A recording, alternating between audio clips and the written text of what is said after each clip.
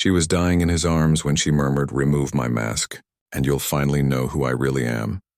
The emergency lights painted everything red as Commander Jake Morrison cradled the wounded alien in his arms. They'd been fighting side by side for 3 years now, ever since the Valari had joined humanity's desperate war against the Crythian swarm. But he'd never seen her face. None of them had. The Valari were secretive, their bodies always encased in sophisticated biomechanical suits that shifted and moved like liquid mercury.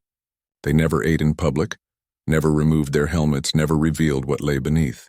The Galactic Council had learned to accept it. Some species valued privacy above all else.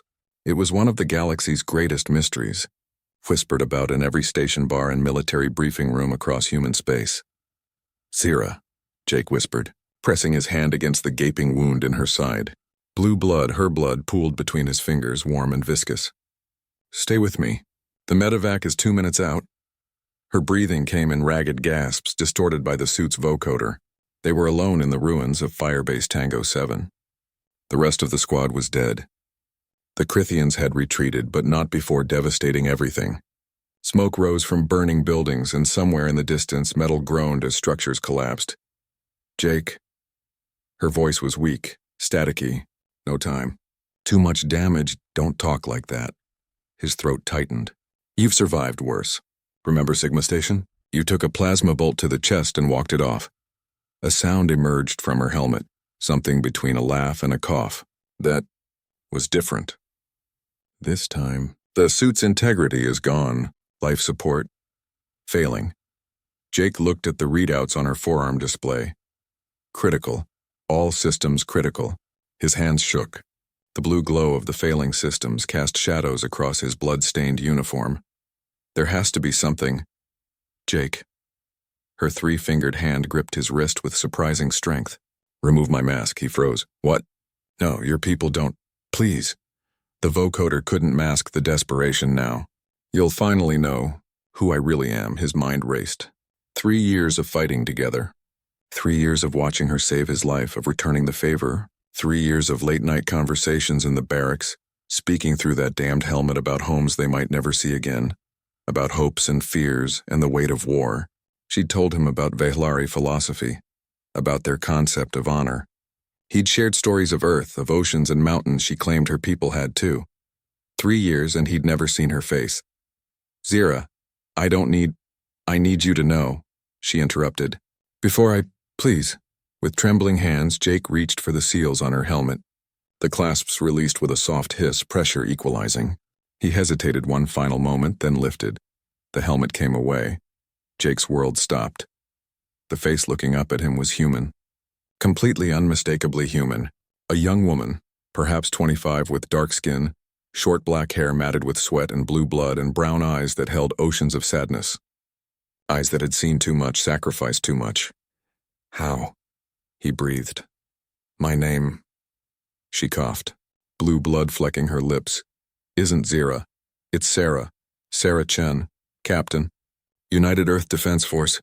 Reported missing in action. 7 years ago." Jake's mind reeled. "But the Valari, the alien biology, your blood, the suits," she smiled weakly.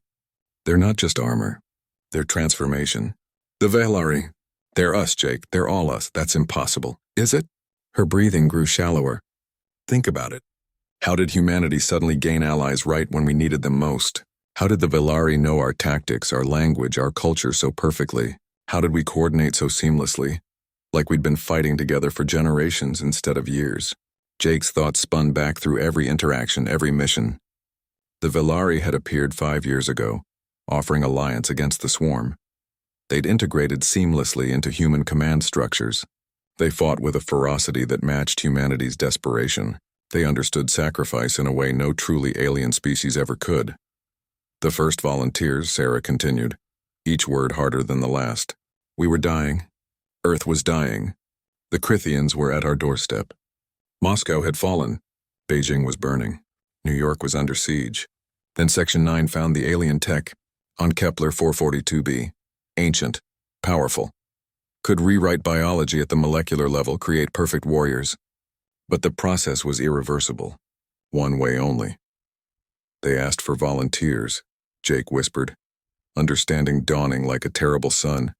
They asked for heroes. Sarah's grip on his wrist weakened. 70,000 of us.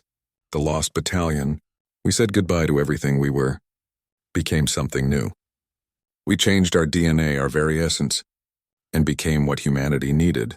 The Veilari, the mysterious alien allies, the turning point in the war. Tears streamed down Jake's face. Why hide it? Because humans needed hope, not horror. She coughed again. Needed to believe the galaxy wasn't empty, that we weren't alone. Needed to see aliens fighting beside them, not sacrifice soldiers wearing alien skin, not volunteers who gave up their humanity to save humanity. But your families chose the greater good. Her eyes began to flutter. We all did. Better to be remembered as fallen heroes than pitied as living experiments. Better to give humanity alien allies than show them the price we paid for survival. Can you imagine the guilt? The despair? Jake pulled her closer. You're still human. Still a hero, am I? She smiled sadly, glancing at her blue blood spreading across the broken ground. Or am I just what we made ourselves into? Her voice dropped to barely a whisper. Promise me. Don't tell them. Let the Veilari be humanity's allies. Let us be what we chose to become. Let our sacrifice mean something. Sarah. Promise me, Jake. He looked into those dying human eyes trapped in an alien body and understood the weight of what she asked. The truth would devastate morale, would turn heroes into tragedies, would reveal humanity's darkest bargain, that we'd sacrificed our own people, transformed them into something other, to create the illusion of hope. I promise, he whispered. She smiled, truly smiled for the first time he'd ever seen. Thank you for knowing who I really am, in the end. Her hand slipped from his wrist, her eyes closed. When the medevac arrived 2 minutes later, Commander Morrison was alone with the fallen Veilari warrior. He gently replaced her helmet, sealing away the secret beneath. His hands moved with reverence, with grief. Above them, human and Veilari ships fought side by side against the darkness. And Jake Morrison carried a truth that would die with him, that humanity's greatest allies were humanity's greatest sacrifice, and that sometimes the bravest thing a human could do was stop being human at all.